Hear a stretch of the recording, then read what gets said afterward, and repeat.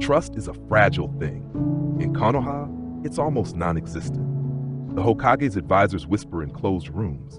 Anbu and Root circle the same targets, and a few have started looking too closely at one pink-haired prodigy. For Sakura Haruno, every conversation is a test. Every glance is a question. Every ally could be the one to see through her mask. But she's not the only one playing a dangerous game. In the Leaf Village, even the truth can be a weapon. And the sharpest blades are often hidden. Welcome to Riow Stories. If you've been enjoying the twists, turns, and tension, be sure to like, comment, and subscribe. It helps the story reach more people. Let's dive into episode 10 of The Silent Bond, Reincarnated as Sakura Haruno. Chapter 34, The Meeting of Team 7, Sakura's Diary, Day 3502, Year 12. They'll call us Genin today. They'll call it a beginning, but it isn't. It's a test, a stage, a mask within a mask. I've spent years building the girl they expect to see, Haruno Sakura, bright, eager, talented. Not too talented, of course. That would raise questions. Today, I let that girl step into the spotlight. I leave the rest in shadow. Rin will watch from the wings. The sun rose soft and warm over Konoha, casting golden slants of light through the village's tiled rooftops. Birds chirped lazily. Civilians opened shopfronts. The market square buzzed with morning chatter. And at the edge of the academy compound, Sakura stood still. Not nervous, not excited, just still. Her uniform was pressed, her hair tied back in its usual style. A small red ribbon looped through the knot, an ordinary touch, one she'd chosen deliberately to seem normal. Her mother had smiled at her that morning, hugging her a little too tightly, brushing non-existent dust from her shoulders. "You'll be amazing," he'd said, proud and tearful. Sakura had smiled and nodded, because that's what was expected. Now she stood at the edge of the academy entrance, one hand curled loosely around the strap of her supply pouch. Inside were standard ninja tools, a few medical scrolls, a dummy seal tag she used for chakra focus, and a copy of something she'd written to herself. Learn them slowly, protect them quietly, but don't reveal everything. Not yet. It wasn't about distrust. It was about survival. She walked through the gate. The classroom was already half full. Naruto's voice hit her first. "I'm telling you, I'm gonna be on the best team, with Sasuke, and maybe Kiba, or Shikamaru. Yeah!" He was standing on a chair, fists on his hips, grinning like he'd already won the lottery. Shikamaru, from the desk behind him, sighed without looking up from his desk. "That sounds like a drag," he muttered. Kiba rolled his eyes. "As if they'd let you and Sasuke be on the same team. You'd start a fight every 5 minutes." Sasuke said nothing from his seat near the window. His arms were crossed, gaze fixed outside, perfectly bored. But Sakura noticed the twitch in his jaw. He was listening. She slipped past them all and took her usual seat. No one questioned it. Haruka arrived shortly after with a clipboard in hand and his usual tired smile. "Good morning, everyone," he greeted, voice carrying enough weight to settle the room. "Congratulations. As of today, you're officially Genin." A chorus of cheers, fist pumps, and "yes!" erupted from various corners. Sakura just folded her hands in her lap. She'd already known the results. Haruka's expression softened as he glanced across the room, eyes lingering briefly on a few names. Then he cleared his throat. "I'll be reading off the team assignments now. You'll meet your Jonin sensei shortly after." Naruto straightened in his seat. Sasuke glanced toward the front. Sakura stilled her breath. "Team 7, Haruka announced. "Uzumaki Naruto, Uchiha Sasuke, Haruno Sakura." Naruto let out a loud whoop. "Yeah, I knew it!" Sasuke groaned almost imperceptibly. Sakura smiled. On the outside. Inside, something heavy shifted into place. This wasn't coincidence. She'd always known Kakashi would end up with them. The future had been written long before she was ever reborn into this world. But now it was real. Now it was happening. Now she had to make it work. Sakura's Diary, Day 3502, Year 12, Team 7. It begins. Kakashi won't arrive on time. He never does. I wonder what he'll see when he looks at me. Just another student? A name on a roster? Good. That's all he should see. The classroom had thinned out after the team announcements. Some Genin had already left with their Jonin instructors, chatting excitedly or trying to act cooler than they felt. Team 8 had been picked up first. Team 10 followed soon after. Team 7? Still waiting. Naruto lay sprawled over 3 desks, his face mashed into his arms as he groaned loudly. How long does it take one guy to walk into a classroom? Is he coming from another country? Sasuke was leaned back in his seat, arms crossed, foot tapping in the exact same rhythm every 10 seconds. Sakura was quiet, but her eyes moved, watching the doorway, the clock, the light changing across the floor. She knew he'd be late. That wasn't the surprise. What she didn't know was how much he'd already figured out, or how much he'd pretend not to. Elsewhere in the village, Kakashi Hake was late on purpose. He always was. But this time, it wasn't for theatrics. Not entirely. He sat on the edge of a rooftop overlooking the academy, a copy of Icha Tactics in his hand, unread. Below, he could see the last remaining genin filtering out in small clusters, awkwardly standing beside their new sensei, trying to make good first impressions. He didn't move. He was thinking about the name on the roster that hadn't surprised him, Haruno Sakura. He'd known she would be placed with Naruto and Sasuke. The match made strategic sense, even before the council finalized it. But he wasn't thinking about her grades or her chakra control. He was thinking about Rin, the woman who had appeared from nowhere, the one the Hokage had cautiously accepted, the one who trained Sakura in secret, supposedly guiding her path like a silent guardian. Kakashi didn't believe in coincidences. Not anymore. He'd felt her chakra near Sakura more than once, watching, always watching. He didn't know who or what she truly was. But if she was still watching, then he had to see what she was watching over. Back in the classroom, Naruto was now upside down in his seat, legs on the desk, head hanging off the edge. "This is torture," he muttered. "Maybe he bailed," Sasuke said dryly. "Wouldn't blame him." "You're such a downer," Naruto groaned. Sakura turned slightly. "He's probably assessing us from a distance." Naruto blinked at her. "What, like spying?" She shrugged. "You want a Jonin sensei who walks in without knowing who he's working with?" Sasuke stopped tapping his foot. Naruto sat up straighter. "You're creepy when you talk like that," he muttered. The door slid open. Soft, deliberate, and there he was, Kakashi Hatake, silver hair tilted lazily, mask in place, single eye curved upward in a half smile. "Good morning," he said with exaggerated brightness. "Or, afternoon. Who's counting?" Naruto jumped to his feet. "You're late." Kakashi ignored him. His eyes swept across the room, rested briefly on each of them. Naruto, Sasuke, Sakura. When his gaze landed on her, Sakura didn't blink. He paused, just a heartbeat, but long enough. Then he looked away and gestured toward the door. "Rooftop, now." Kakashi's thoughts as he turned away. "She's calm. Too calm. You've taught her well, Rin.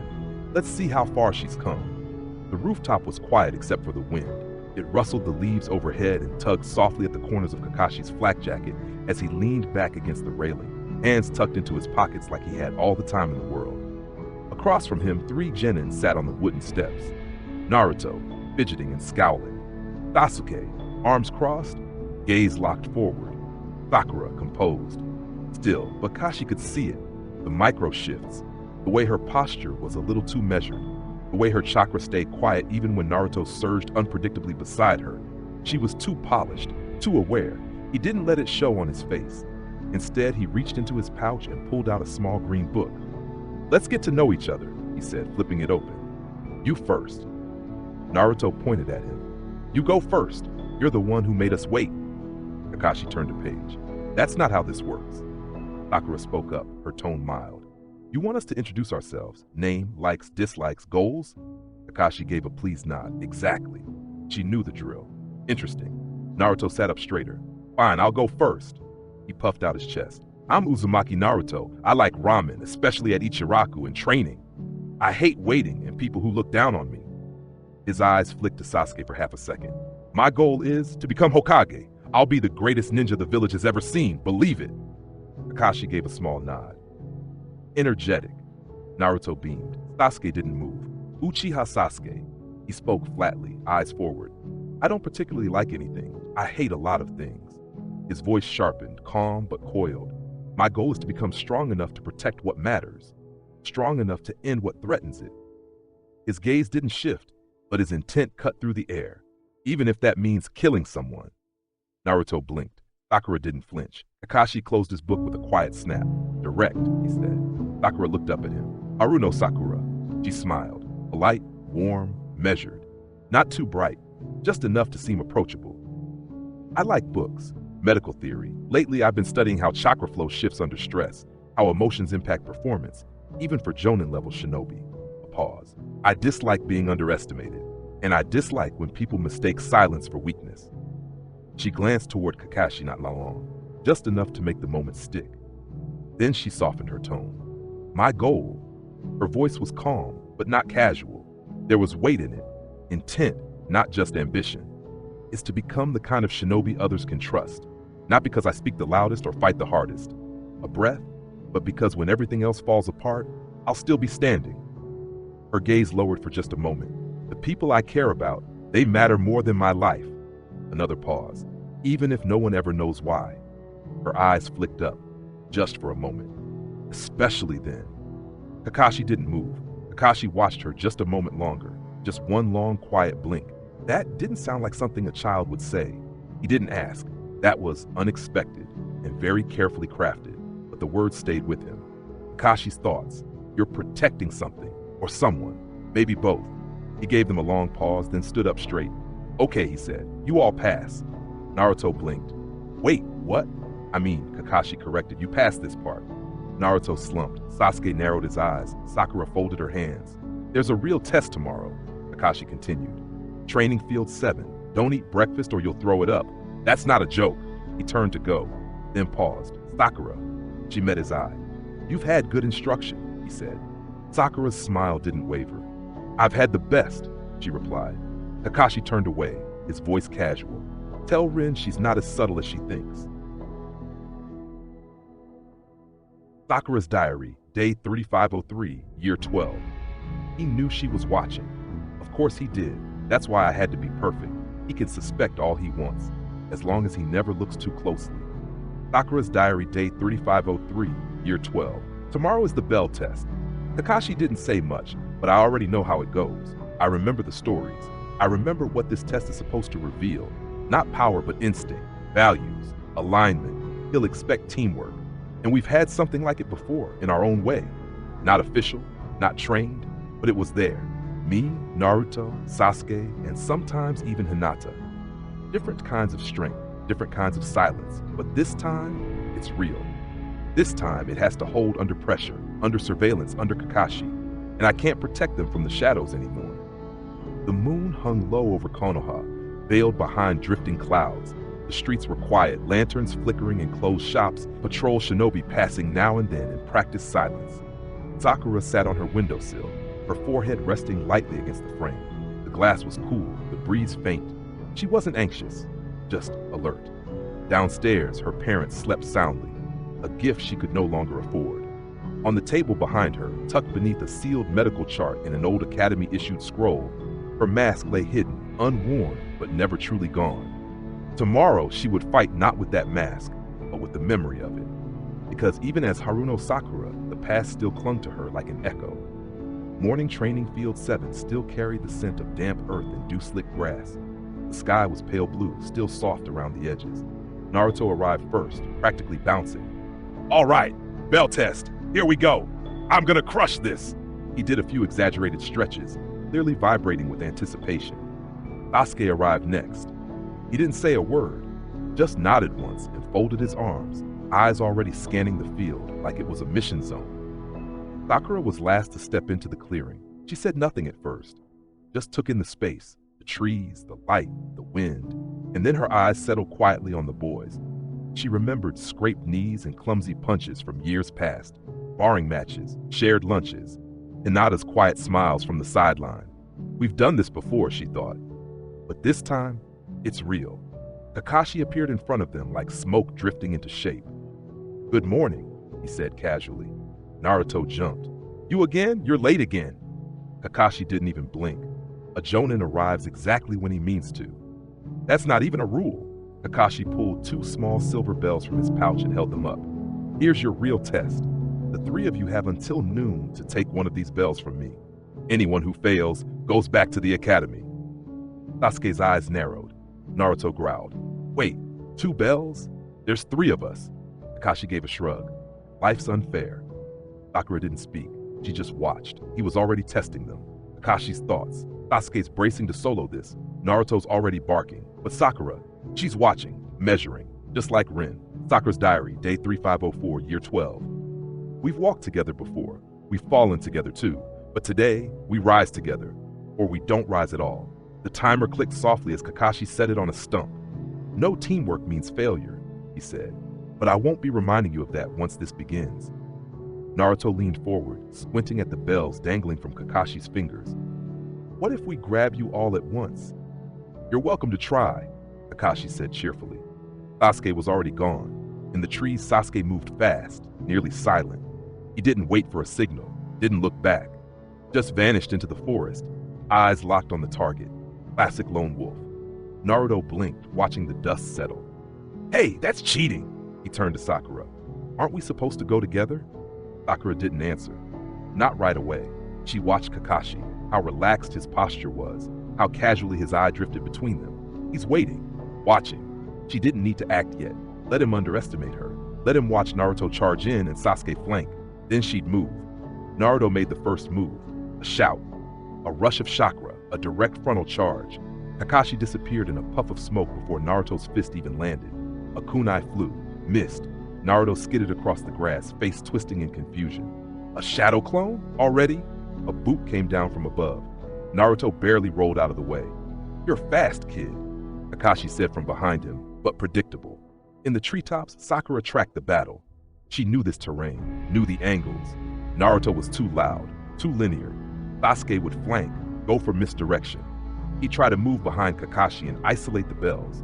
But Kakashi was a Jonin, and more than that, he knew them. Knew Sakura's chakra signature, knew Rin's. He was gauging her right now. She crouched low, pressing her hand against the bark. Slow exhale, don't show off, don't act obvious, just slip. Her clone dropped from the branch and darted to the far left, barely a flicker of movement, a distraction. Sasuke struck next, a fire jutsu, small, controlled, not meant to hit, meant to distract. Kakashi dodged effortlessly, flipping over the blast. But his eye flicked toward the movement Sakura had just created, a test of timing, of synergy. She passed. Kakashi's thoughts. So she's watching, coordinating, letting them draw fire. Smart, but not too smart. She's holding back. Naruto shouted again from the clearing, this time with 3 clones beside him. He was yelling loud, but it wasn't just noise. It was rhythm, a feint. Kakashi caught the first with ease, tripped the second. But the third ducked and nearly got a hand on the bells. Not bad. Sakura landed softly behind a tree, crouching low. She didn't sweat, didn't speak. Almost time.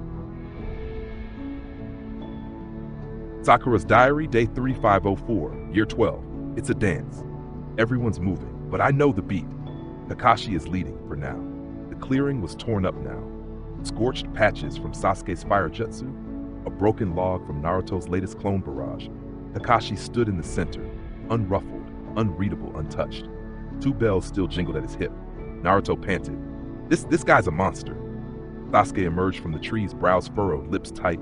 We're wasting energy. He wasn't wrong. They had power, but no coordination, and Kakashi was letting them burn out. Sakura stood in the canopy above, heart steady. She'd been quiet long enough. She didn't speak loudly, just enough to carry. Sasuke, Naruto.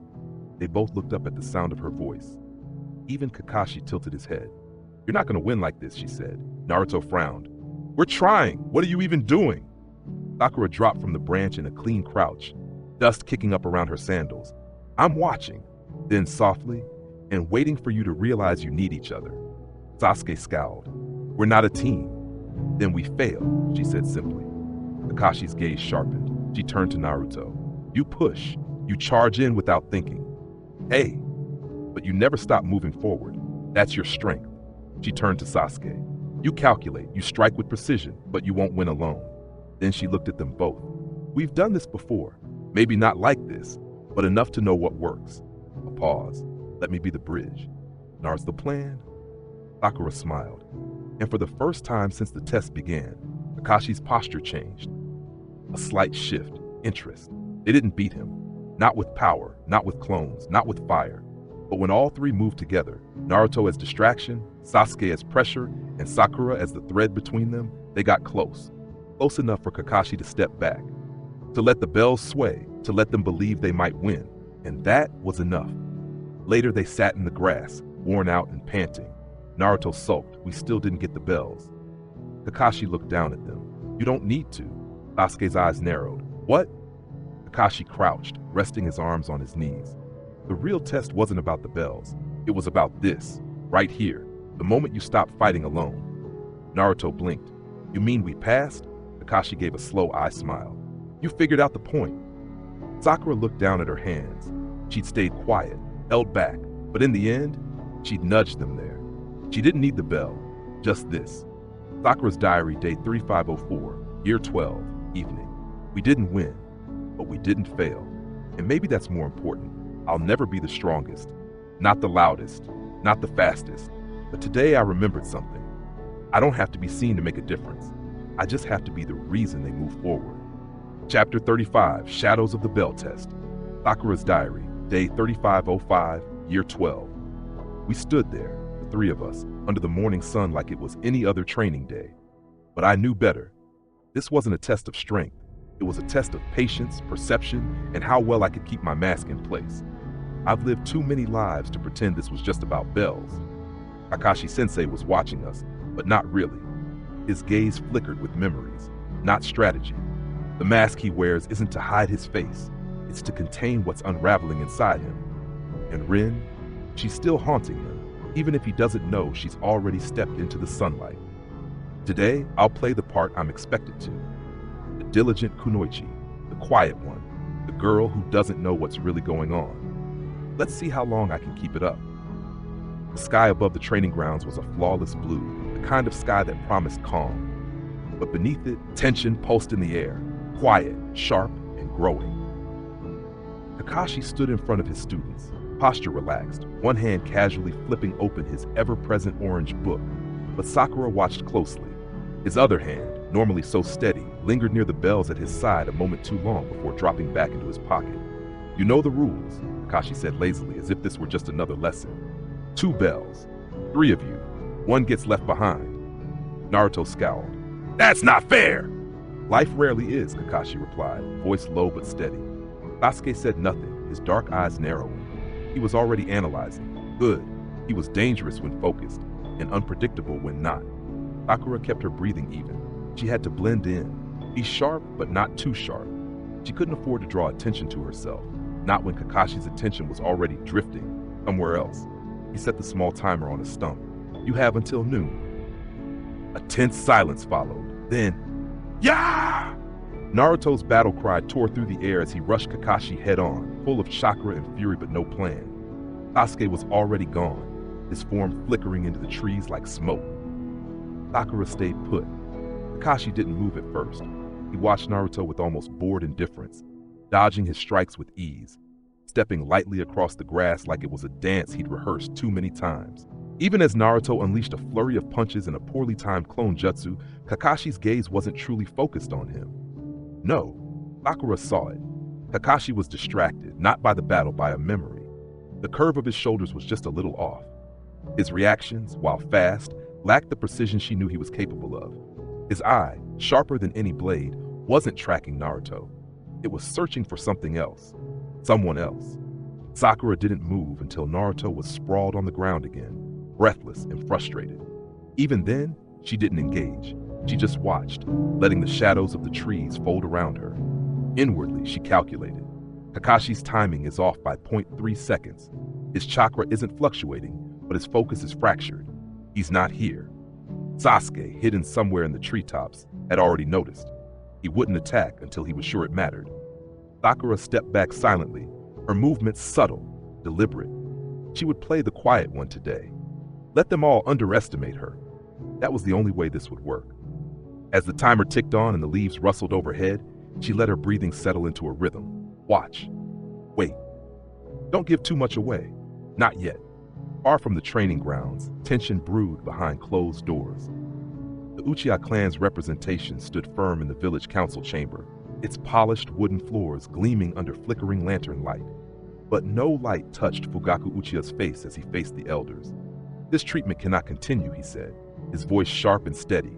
We are shinobi of Konoha, founders, protectors. And yet we are spoken of in whispers, watched at every turn, ostracized in our own village. His words didn't shout. They didn't need to. The restrained rage in them echoed louder than any raised voice could. The council shifted uncomfortably. One elder cleared his throat. Fugaku-san, you must understand, the village is only concerned with control, Fugaku cut in. Let's call it what it is.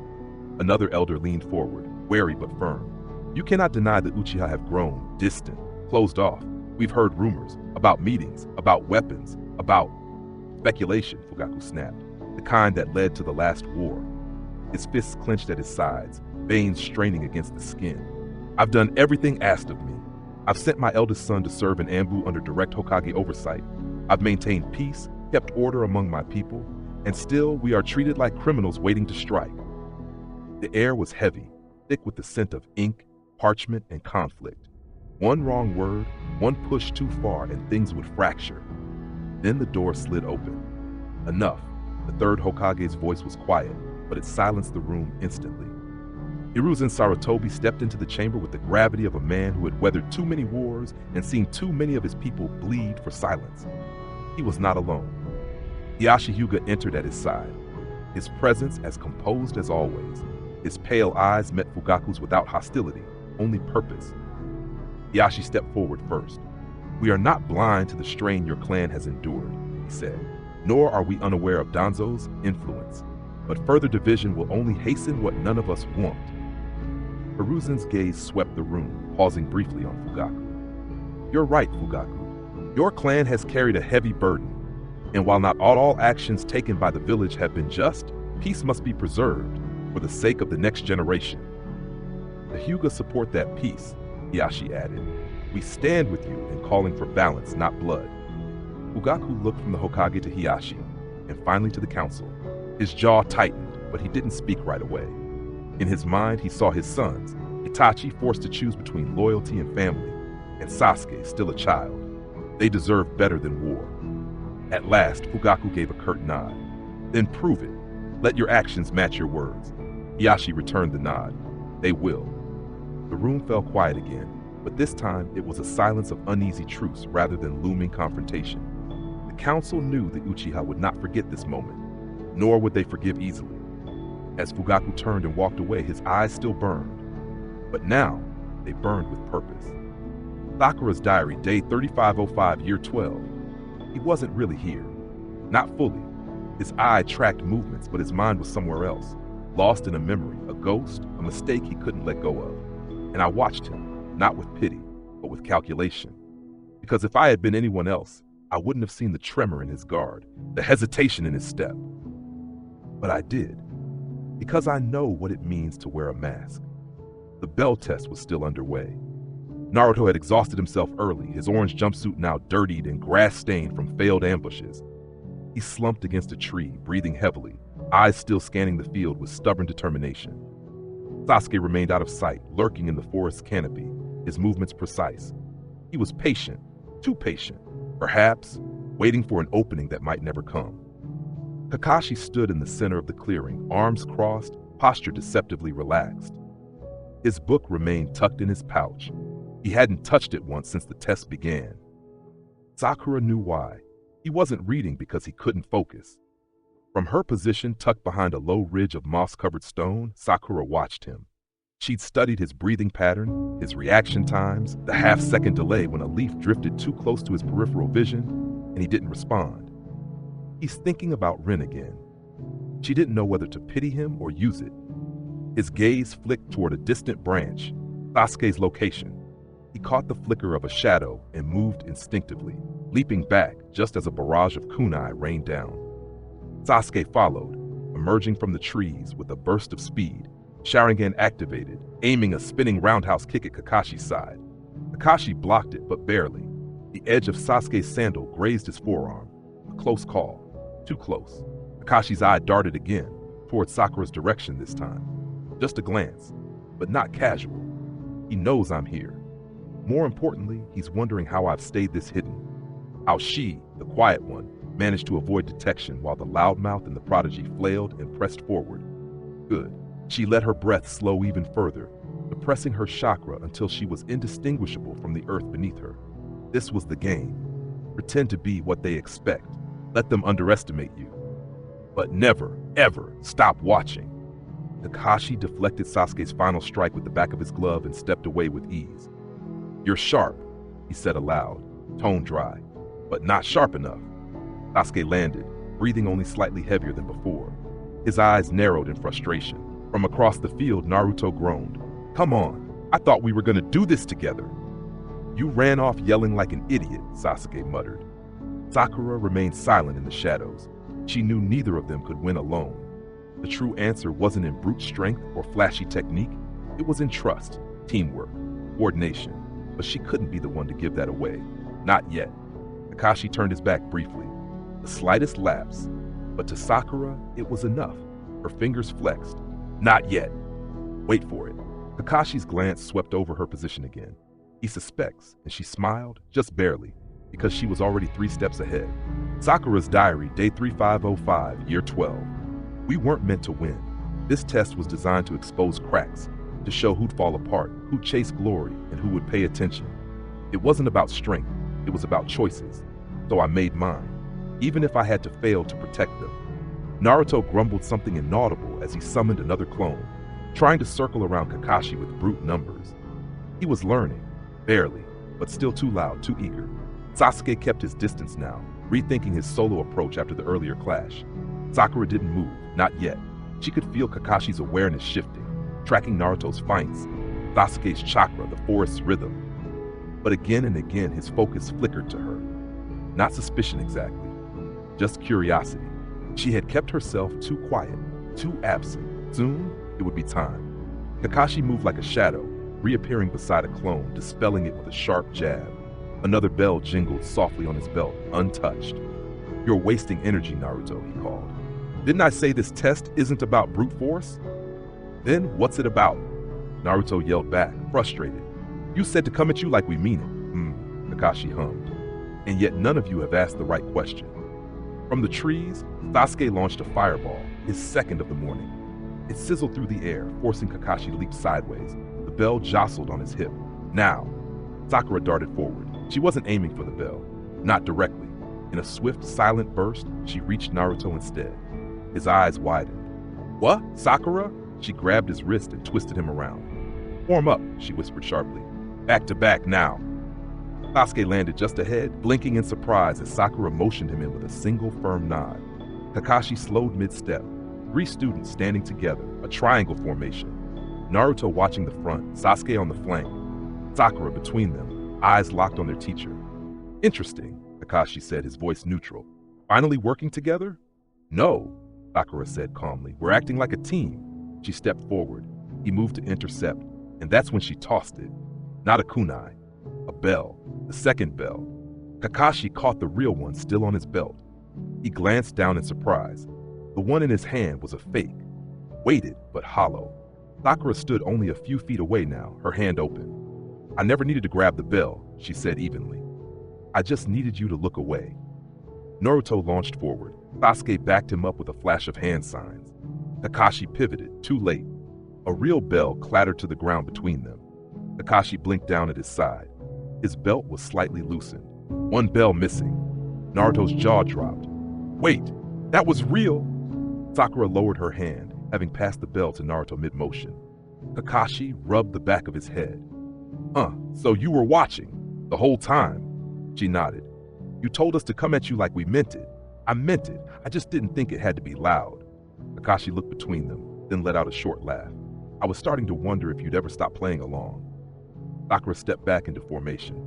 "No," she said, "we're just getting started." Chapter 36, A Dangerous Performance. Sakura's diary, day 3506, year 12. I've always known how to walk the line, how to play the role they expect while hiding everything they must never see. But today I had to step closer to that line than ever before. Just enough to sell the illusion, just enough to make it believable. And she had to stop me. That was always the plan. But there's something about performing a lie so well, it starts to feel real. And sometimes, the lie you craft so carefully is the one you almost start believing. The sky was high and cloudless, sunlight casting sharp lines across the training field as the bell test continued. Dust floated in the air, disturbed by Naruto's endless charges and Sasuke's calculated bursts of movement from the trees.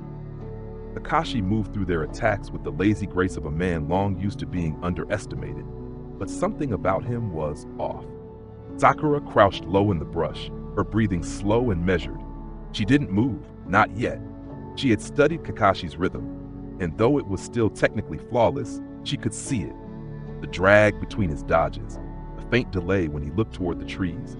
His mind wasn't entirely here. It was on Rin, and that made him vulnerable, which made this the perfect moment to act. She let her fingers curl around a kunai, just enough to feel the familiar weight before releasing it. Not yet. Not a blade, a jutsu. If I don't do something soon, he'll know I'm holding back. She didn't like this part of the plan. Drawing attention meant risk, but Kakashi was too perceptive, too sharp. She had to give him a glimpse of power, just enough to make him believe this was all there was. A breath, a flicker of chakra, then fast and fluid. Water-style, raging torrent. The shout tore through the quiet air like a crack of thunder. From the earth itself, a surge of water erupted, coiling through the clearing in a powerful wave. It twisted midair like a living serpent, slicing through the ground as it raced toward Kakashi with speed and force well beyond what any average genin could perform. Kakashi's visible eye widened. For the first time that morning, his body reacted with genuine urgency. He vaulted backward, hand reaching for his pouch, a flicker of alarm tightening the set of his shoulders. But the torrent curved sharply mid-flight, unnaturally, impossibly. Not toward Kakashi's retreating form, but around him, changing course as though chasing something unseen. Kakashi's feet hit the ground hard as his eye tracked it, realization dawning too late. A presence flashed into view. A figure in lavender. Enough! The voice rang out like a whip crack. Rin dropped from the trees in a blur, chakra pulsing outward in a precise burst that disrupted the jutsu before it could strike. The wall of water collapsed into mist with a deafening hiss, and Sakura was flung backward from the feedback, getting across the grass in a controlled fall that still left her winded. She landed hard, coughing once, then stilled, waiting for the next beat. It came in the form of sharp footsteps. Rin approached, every line of her body tense, not like a mentor, like a blade. And Kakashi froze. He didn't speak. He couldn't, because Rin was furious, and the performance had just begun. Sakura remained on the ground, panting softly. Her clothes were damp from the mist. The scent of churned earth and chakra hung in the air. Her eyes flicked up, just a little, enough to meet Rin's glare. "You reckless little idiot," Rin snapped, voice sharp as a blade. Her footsteps stopped just short of Sakura's head. "What were you thinking? Do you realize what could have happened?" Sakura winced for effect and pushed herself up onto her elbows, coughing slightly as she fought to keep her expression appropriately dazed. "He said to come at him with the intent to kill," she rasped. Kakashi, standing several meters away, didn't move. His visible eye remained locked on them, unreadable, watching, absorbing. Rin's hands balled into fists at her sides. Her jaw was clenched so tightly it looked painful. And what if he decided not to dodge? What if you got lucky? Her voice dipped low, furious and cold. "He could be dead right now, and you'd have to live with that." "I wasn't going to hit him anyway," Sakura murmured, dropping her gaze. "It was just a test. You said it yourself." "You don't get to decide that," Rin hissed, stepping closer, lowering herself so they were eye to eye. "You always have to be prepared for the consequences of your actions." The intensity of her words made the air seem heavier, and Kakashi still didn't interrupt. Sakura let her hands tremble slightly, just enough to show tension. Her throat tightened, not from fear, but from the sheer weight of manipulation. She could feel the trap closing. Rin reached down and grabbed her by the collar, yanking her half upright. Sakura didn't fight it. "You don't get to play with power like that," Rin snarled in a voice low enough only they could hear. "Not unless you're willing to pay the price." Sakura blinked once, then whispered, "I'm sorry," louder than necessary. Rin stared for a second longer, then slowly released her. "We'll talk later," she said, her tone quieter but no less dangerous. "For now, stay out of the way and think." As she stood and turned away from Sakura, her body language softened just slightly, just enough for Kakashi to see the shift. The carrying Rin reasserting herself through the fury, a mask within a mask. Kakashi still hadn't moved, but the lines around his shoulders were tight, and his eye looked like someone had stabbed an old wound. Sakura looked up at him as if embarrassed, as if she were a student caught out rather than the architect of every moment that had just occurred. And still, he said nothing.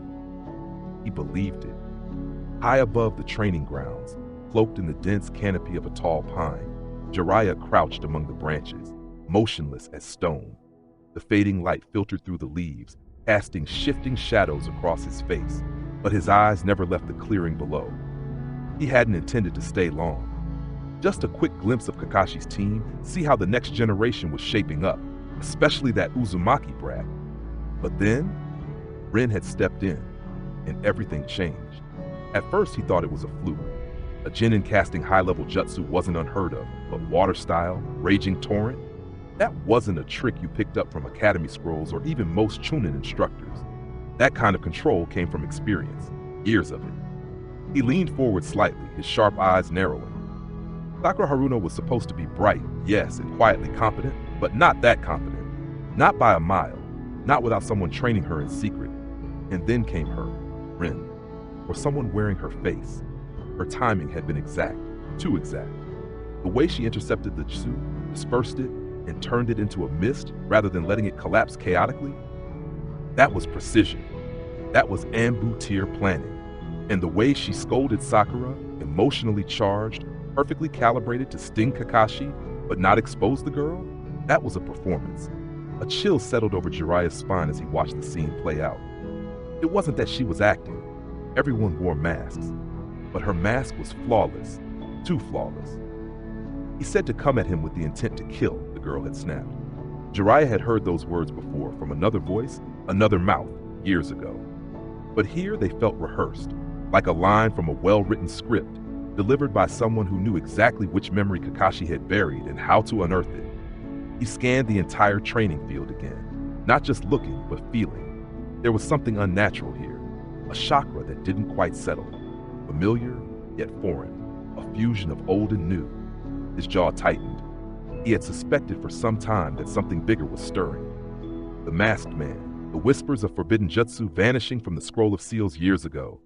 And now, Rin, reborn, reappeared or reconstructed in the middle of it all, walking beside Kakashi like nothing had happened. Interesting, he murmured to himself, eyes narrowing further. A small scroll shifted against his hip, the kind used to seal correspondence or coded field notes. He made a mental note to write tonight. Then came the moment he was waiting for. As Kakashi watched Rin walk away, his body rigid with unresolved emotion, she turned her head, just slightly. Not enough to draw attention, not enough to give herself away. But her gaze brushed the tree line. She knows I'm here, not suspected, knew. He didn't move, not yet. Jiraiya had played this game longer than most shinobi had been alive, but his mind was already racing, strings connecting points in a web he hadn't seen clearly until now. He stayed crouched in the branches until the field emptied, watching the mist roll in faint waves across the trampled grass. The silence that followed wasn't peaceful, it was expectant. Shouldn't Kakashi be her teacher, not you? He muttered, voicing what he already knew would be the start of a deeper investigation. There was a reason she had looked toward the trees. She wanted him to hear, wanted him to suspect, which meant she was planting a seed. Why? To misdirect? To buy time? Or to test how close he was to seeing the full picture? Jiraiya leapt from the tree without a sound, vanishing into the forest. But even as he moved, the weight of what he'd witnessed lingered. Something's coming, and she wants me to watch it unfold. The trees had grown darker with the setting sun, but Jiraiya didn't need light to sense he was being followed. He stopped in a quiet grove just outside the training field, back to the trunk of a wide cedar, arms crossed casually, but he was already ready. Chakra stilled, stance loose but centered. He didn't have to wait long. A soft footstep landed behind him. Jiraiya-sama, came a calm voice, smooth and deliberate, feminine, familiar. He turned his head slightly, but didn't look fully back. You've gotten better at sneaking up on people, he said, a note of amusement in his voice, but not better than me. Rin, or the woman wearing Rin's face, stepped out from the shadow of a tree. Her mask was gone, tucked loosely in her sash. Moonlight caught the curve of her cheek, the exact shade of her brown eyes. She looked like a ghost, but carried herself like a hunter. She didn't bow. She didn't apologize. She simply stood there, watching him. "You've been watching me," she said. Jiraiya gave a small shrug. "Comes with the job, and you've been making it very easy." A faint smile ghosted across Rin's lips. "Maybe I wanted to be seen." Jiraiya finally turned to face her fully, his expression unreadable. "That's what I'm trying to figure out. Because if you are who you appear to be, you've got no business being here. And if you aren't, then the real question is, why pretend to be Rin Nohara?" For the first time, something flickered across her face. Not fear, but fatigue. Something deep in the eyes. Something older than she looked. "I didn't ask to come back," she said, "but I'm here now. And Konoha needs more than what it has. The next war won't be fought with brute strength alone." Jiraiya's jaw twitched.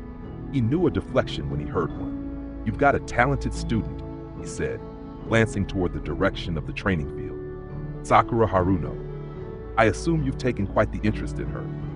"I train who I choose to train," Rin said, voice firm, "and she listens." Jiraiya's gaze sharpened. "But why not let Kakashi teach her? She's his student. Isn't that how it's supposed to go?" Rin stepped closer, not threatening, but with the deliberate grace of someone who had walked among the dead and come back with secrets. "Because Kakashi teaches from pain, I teach from purpose."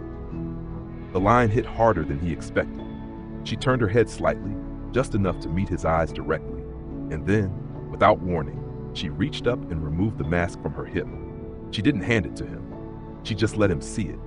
The inside lining was marked with a seal, not flashy, not complex, but layered.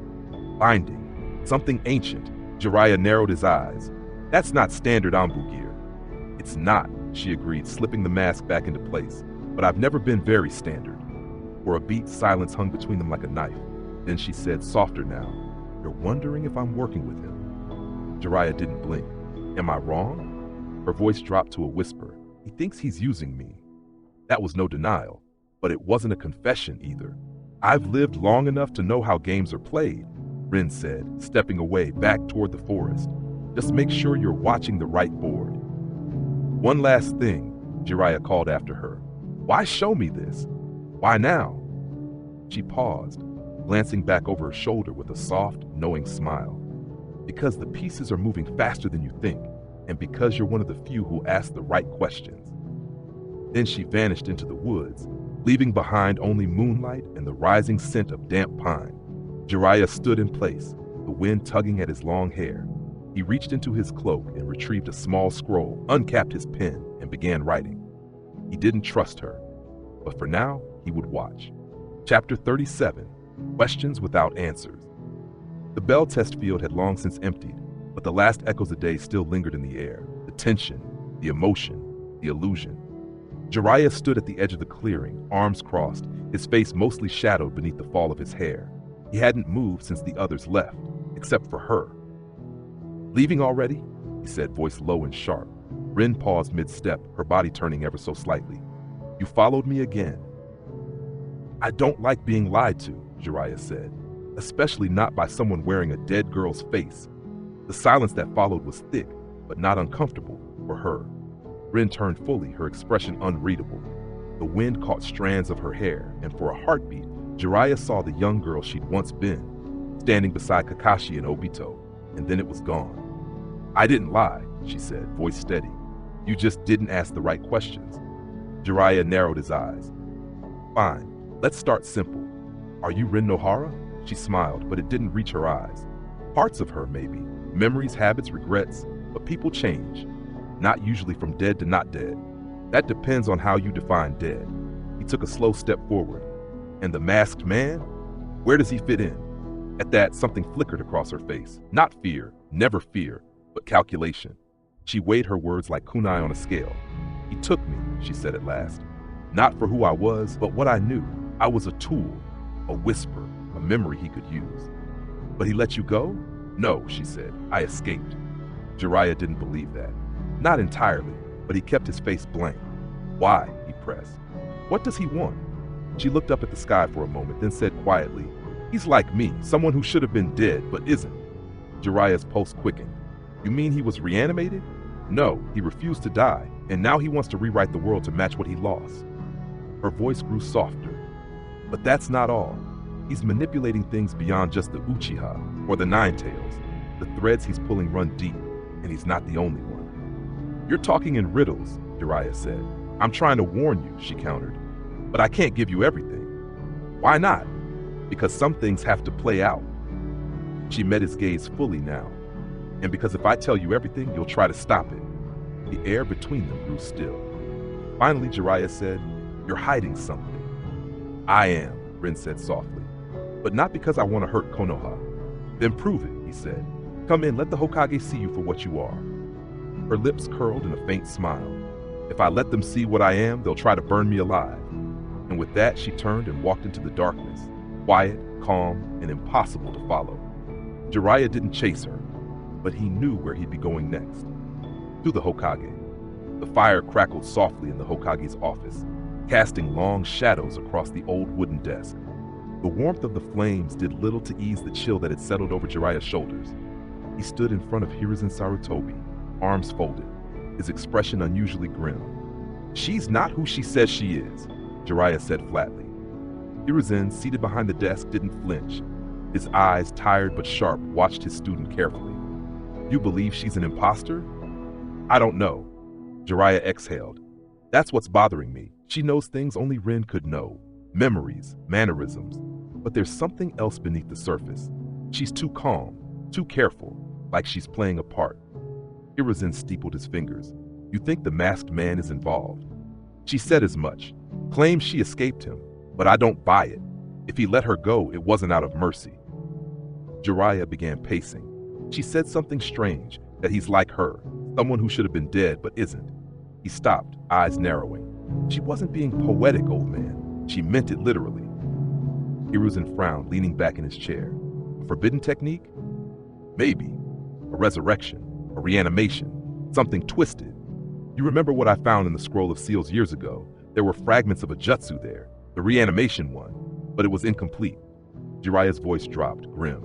If she or the masked man perfected it, or worse, altered it, we're dealing with something far beyond any of the known bloodlines. There was silence for a long moment. Hiruzen finally spoke. What else did she say? Jiraiya hesitated. She said she could be standing 3 feet from us, and we wouldn't even know. That made the Hokage's gaze sharpen. A transformation jutsu? Hiruzen asked. More than that, Jiraiya replied. If she's right, then there's something. Someone in this village hiding in plain sight, and not even a Sharingan or Byakugan would be able to tell. The Hokage stood slowly, turning toward the wide window that overlooked the darkened village. The flickering lights of Konoha's homes dotted the night like stars fallen to earth. She may not be lying, he said after a pause, but that doesn't make her honest. Jiraiya's expression didn't change. She's hiding something, but it doesn't feel like she's working against us. Hiruzen nodded slowly, which makes her all the more dangerous. Deception from enemies is expected, but deception from allies. He didn't finish the thought. Instead, he turned back toward Jiraiya. I'll authorize limited ambu surveillance, discreet only. We can't afford to lose her. If she is Rin and she's truly on our side, she may hold information we need. And if she's not, Jiraiya asked, then she's already 3 steps ahead of us. The fire crackled again, the only sound in the room for a long time. Keep watching her, Hiruzen said finally. You may be the only one she's willing to slip in front of. Jiraiya nodded, his mind already 3 moves ahead. Understood. He turned to leave, but paused at the door. She's scared, he said. Not of us, of something else. Hiruzen's brow furrowed. Of what? Jiraiya looked over his shoulder. Of what she might become. And then he was gone. Kakashi stood alone beneath the same tree where he'd once trained with Obito and Rin, the wind brushing past him with a whisper that might have been memory. The bell test was over. Naruto had passed out somewhere behind the training posts. Sasuke had retreated into the forest to brood. Sakura had vanished the moment Rin stepped in, and Kakashi hadn't moved. The twin bells jingled quietly in his palm, their metallic chime too light for the weight they carried. He stared at them, not with his usual fondness, but with something closer to dread. The moment had been too precise, Sakura's jutsu too refined, too fast for a genin. Rin's timing too perfect. Her reprimand, too familiar.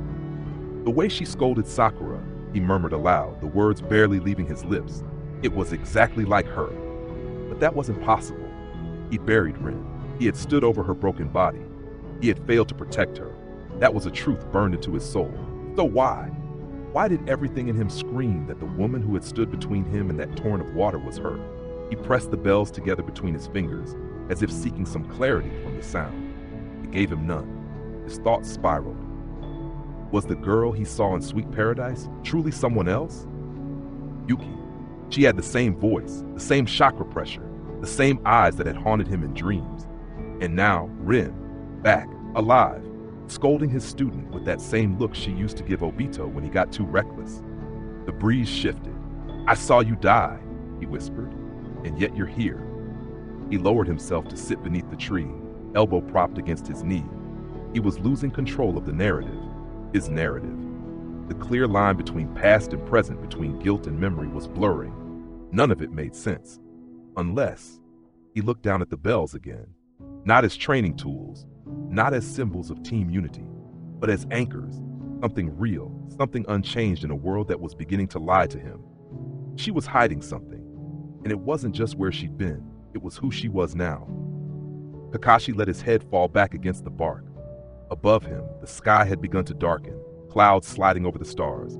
He breathed deeply, then made a vow, not loud, but firm, internal, and unforgiving. "She owes me answers," he said to the wind, "and I won't let her disappear again." Sakura's diary, day 3507, year 12. They're watching, Jiraiya, the Hokage, maybe even him.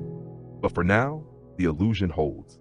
If I can just keep them chasing shadows long enough, they'll miss what I'm really building. That's the end of it for now. I can't wait to show you what's next. Hope you enjoyed. Riow, out.